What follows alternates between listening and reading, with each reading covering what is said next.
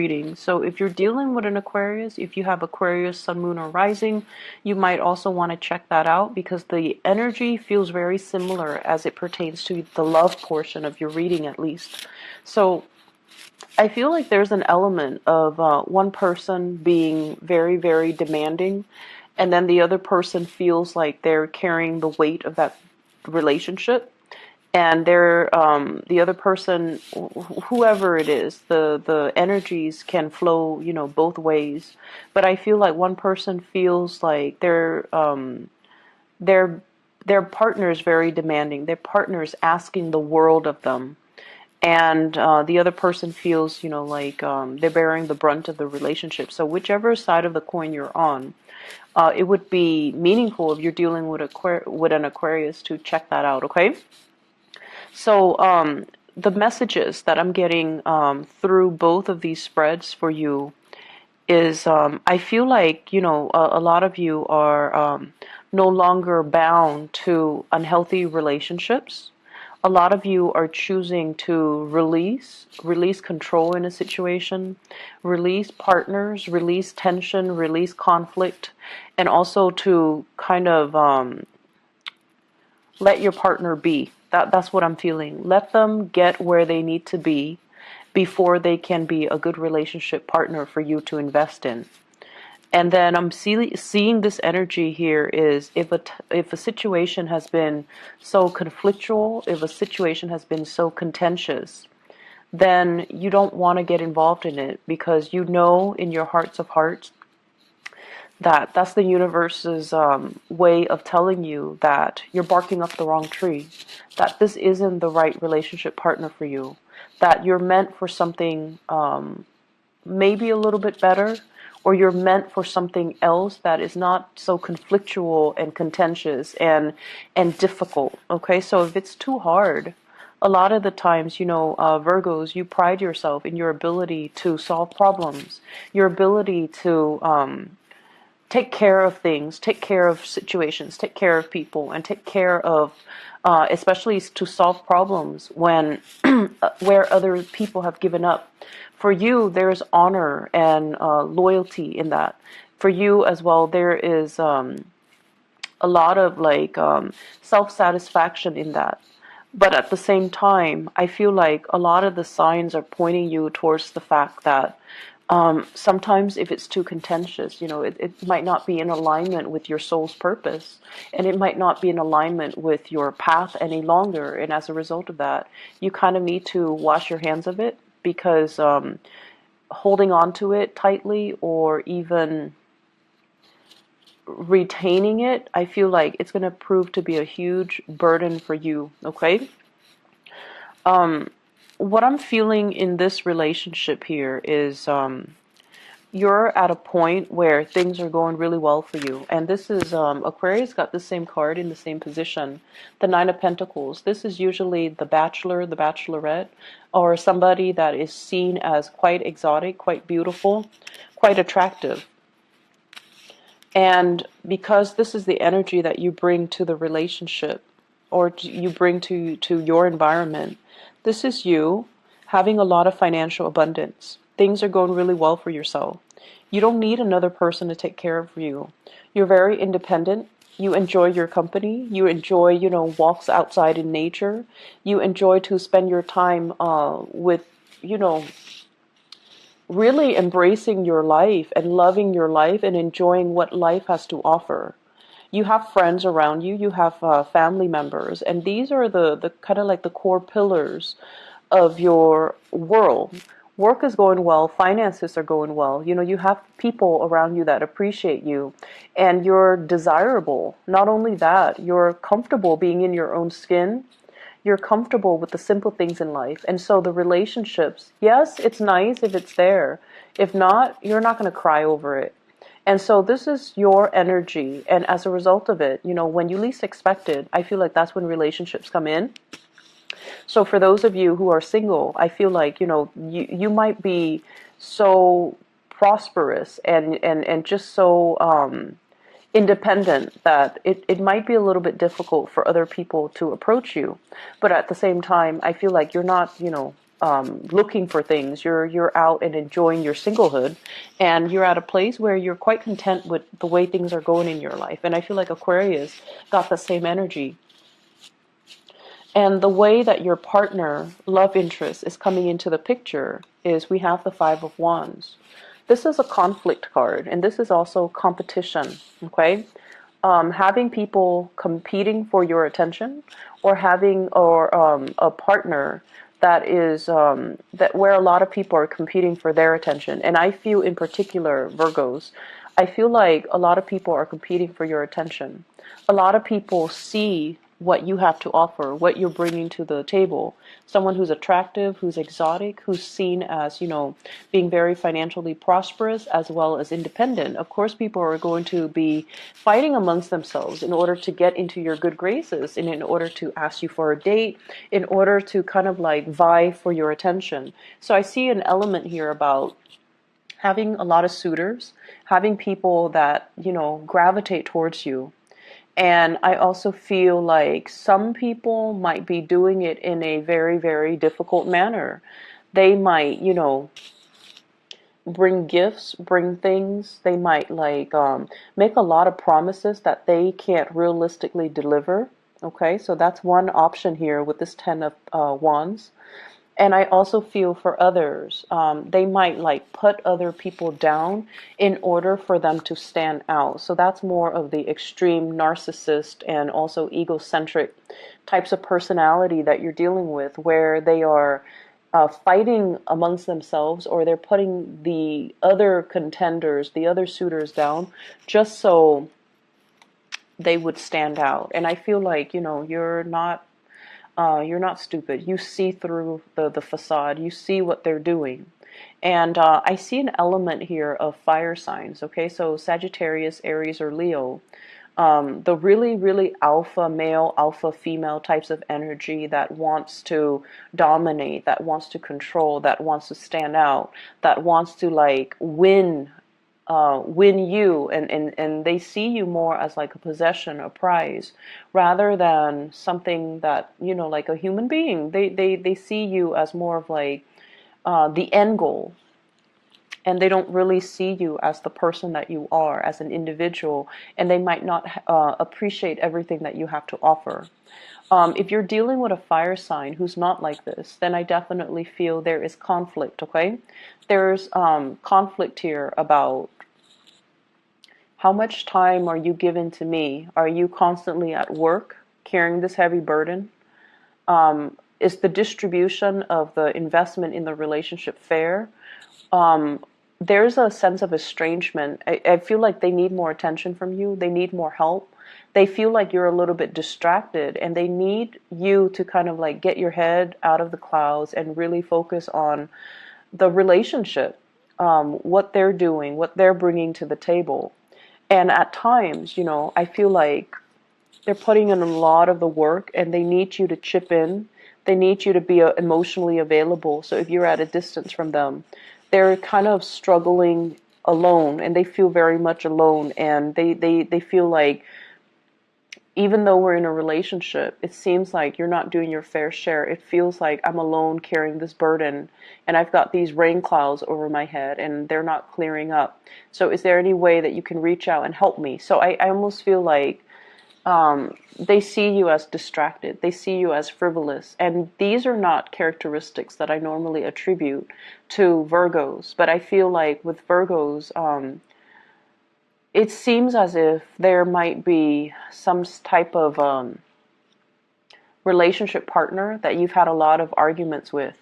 And there's stubbornness, there's pride that gets in the way. So you might tell them to do one thing, and they're like, no, no, no, no, I'm going to do it my way. And their way is not usually the easy or the most, streamlined or the most efficient way, because, you're one of the most efficient signs of the zodiac.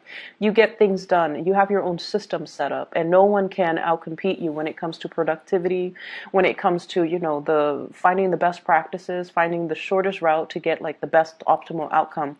You're very good at it, and you tell them time and time again, you're doing it the hard way. Here's a better way, but of course they're not going to listen. So I feel like you're dealing with someone who's got a lot of pride, who might also have a big ego, who might also just be very stubborn and they want to go about it their own way, okay?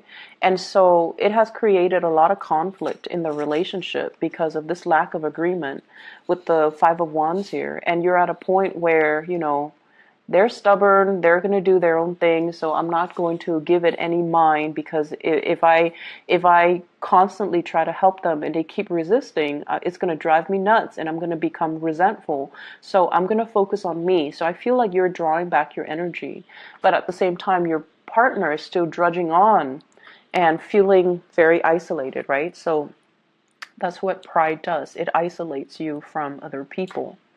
And then I feel like for others of you who are dealing with another person over on this side, we do have the devil, which is somebody engaging in unhealthy habits, unhealthy ways of doing, unhealthy behaviors, as well as the Eight of Cups here.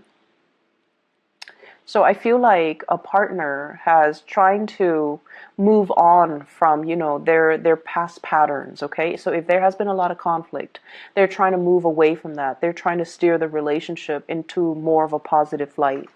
At the same time, if there has been a lot of conflict in one of your relationships and you feel like you're putting in all the work, then I feel like you're going to cut your losses and you're going to try to move on as well. So this Eight of Cups is about a situation that we invested a lot of time, a lot of resources, a lot of love, emotions, energy, at the expense of our well-being. It might be something that have lasted, 8 months, 8 years, 8 weeks, even 2 months time, for example. And I feel like you understand the toxicity behind it. You understand that it's a carnal desire type of a relationship. And you also understand that it masks a lot of problems, okay? So like the physical attraction is there, the chemistry is there, but what you see on the surface is not really the reality. And it's a situation that can keep you very stuck, or it's a way of doing, or it's a behavioral trait of the other person that you deem is not very positive, is not very enriching to your life. And vibrationally speaking, you're at a point where things are going really, really well for yourself. You don't want to be dragged down with other people's problems and drama and inadequacies, I feel. So you might be dealing with a partner that you're going to be walking away from very, very shortly, mainly because you don't want to be dragged down when you're at this space where you're not very tolerant of people and their immaturities. And I also feel like walking away from things before you become too heavily invested, that's just to, give your all. When you do give your all. But I feel like it does take a long time. Even if you're dating somebody for like a month, you still have that checklist. Are they on good behavior every day? Are there new things I'm finding out about them? Do I like everything I'm finding out, or do I not like most of the things I'm finding out? So that, balance sheet, that checklist, it goes on, and it happens every day. And then, like, because you are so practical and pragmatic when it comes to dating, you have this internal checklist that you're assessing, you're grading somebody by every day. And I feel like, it can be 3 months into the relationship when it's that honeymoon stage, right? Like the first 3 months. And the other person might be head over heels in love with you. But I feel like with you guys are still pragmatic. And occasionally you check that list. And I feel like you can withdraw and pull back your energy anytime. Anytime. Whereas the other person might already be head over heels in love with you. And I feel like this is what you're doing. This is like indicative of a very early stage of a relationship where you're still finding out a lot about a person. And you're finding out that they might be very stubborn. They might be very fixed in their ways. There might also be a lot of disagreements coming into the relationship as well. And as a result of it, it's easier for you to cut your losses because it's still new. To you, it's not about the honeymoon stage. It's still relatively new. If you cut your losses right now, you would be able to set yourself free. And then I feel like for other people, you're still dealing with someone that you've invested a lot of time in. And this person is so stubborn. Might be a Capricorn. It might be a fire sign, Sagittarius, Aries, or Leo. And I feel like if there has been conflict it's going to come to an end, okay? Like they're going to try to resolve issues in their own lives. They have a lot of hang-ups. They're very fearful of change. They're very fearful of doing things a different way. They're really fearful of relinquishing control and letting somebody else give them advice or even taking somebody else's advice. So I feel like that's their hang up and that's on them and that's something they need to work through. And I feel like you are aware of that. You know your partner well.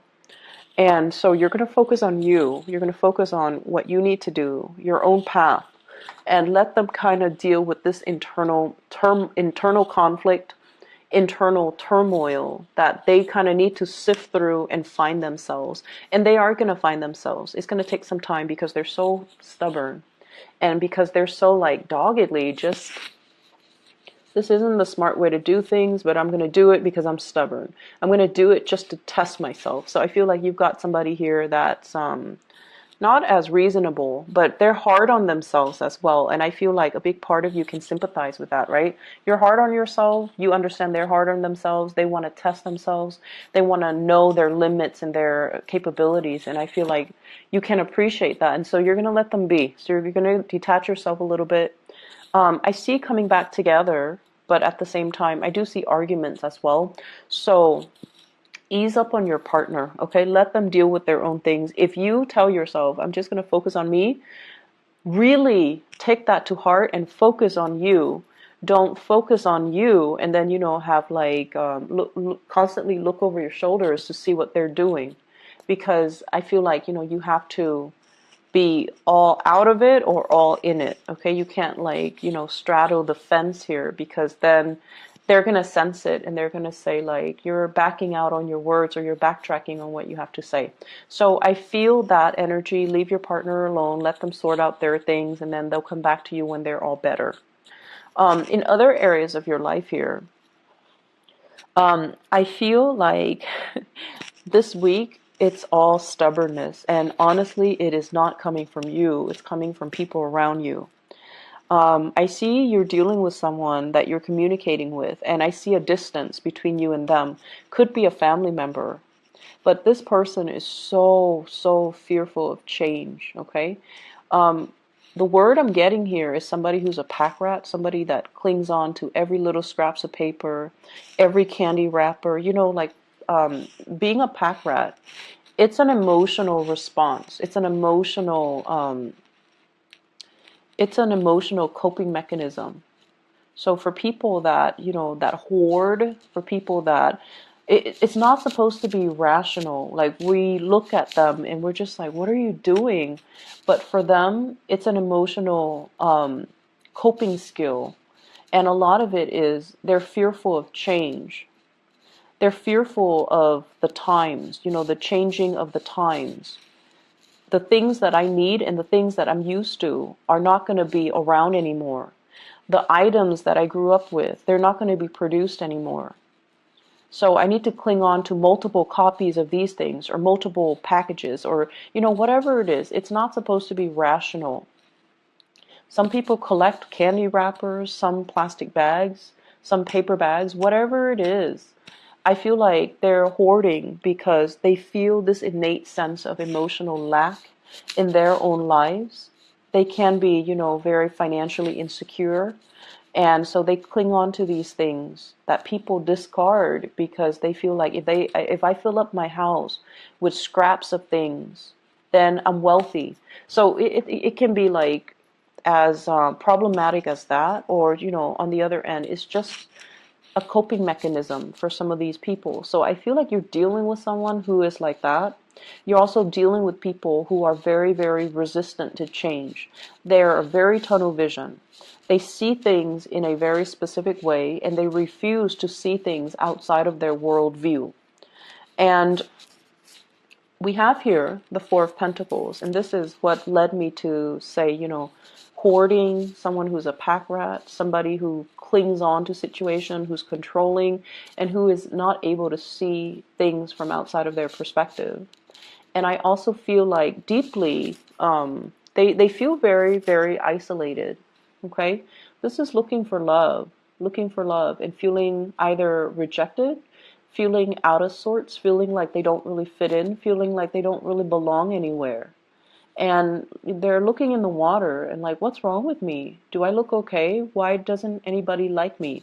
So for some of you, you might be dealing with people that have a lot of deep internal emotional issues, and you're providing the kind of like the analysis, the assessment, or you're providing some type of a breakthrough therapeutic, type of some type of a therapeutic breakthrough, excuse me, for them. You're kind of allowing them to lift the veil and to see reality for what it is. And to see, like, if you're so like clingy and controlling, it's going to be really hard to love you. Okay? And then some people you might notice, they feel that control is about love. I love you, so I'm going to tell you not to do this and do that instead because I want what's best for you. We can't really infringe upon other people's free will. We can advise them, but we cannot prevent them from doing what it is that their heart desires, because it is their path in life. It is their destiny to live to their full potential and exercise their free will. If this is an energy that is manifesting within you where you're trying to control other people and tell them what to do and kind of like run their lives for them, you need to check yourself, because I feel like there is going to be the rebelliousness. Okay, so whatever you're hoping to prevent, like, I want what's best for you, so you cannot do this, you have to do that. And I feel like over time it's going to create resentment. It's going to create a backlash as well. So you want to be very careful about, not infringing upon other people's free will. So I see the element here, and I feel like for most of you, you have enough self-awareness to know that, you're not on the giving side of this energy. You're more dealing with those types of people and trying to make sense of it for them, or trying to reframe and rephrase things so that they can see their behavior as being quite problematic, and, so that they can fix it. So I feel like you're bringing clarity to a situation where there's a lot of fog for the other person. And I also feel there are opportunities here for travel. And this is a little bit more like things that are planned, 2 months in advance, 2 weeks in advance. And I feel like they're not like long term travel, but I feel like there is an energy of expansiveness about it. Okay. So this is like the invisible hands around, working behind the scenes to facilitate travel, to ease travel, or to allow things to kind of culminate and come into the picture for you. And we also have as well the Ace of Swords. This is a really good card that signifies like cutting through the BS, cutting through the fog, cutting through a situation that has been really, really like, for whatever reason, I'm feeling like somebody is taking on this victim mentality, like, woe is me, nobody loves me, nobody cares about me. But they have a lot of issues that's disallowing other people to love them, to care about them. They might have control issues. They might be so selfish that they drive away people that they love, for example. And you're providing the clarity. You're not going to say like, you're selfish, that's why people don't love you. But I feel like you're going to be able to soften the blow a little bit, but at the same time provide them the insight that they need so that they can, really look at themselves in the mirror and make some changes in their own lives. So I feel like this is a week of uncomfortable conversations that needs to be had, but you're coming to it with the right intention, I guess. And because of that, you're going to be able to splice through the problem. You're going to be able to provide really good insights, really good assessment, really good counsel, and, therapeutic breakthroughs for other people. Okay? So good for you, Virgos. I hope the reading is helpful for you. I don't see it being like more than you can bear, because this is something that I feel like you have a gift for. The relationship sector, on the other hand, I feel like the problems come in from the relationship partner, not so much from your end. You're really focused on your own thing. You're really focused on, yourself, building up your wealth and your work. And I feel like that's where you're really thriving, okay? So best of luck with everything. I'll come back next week and I'll talk to you guys more then. Okay, take care.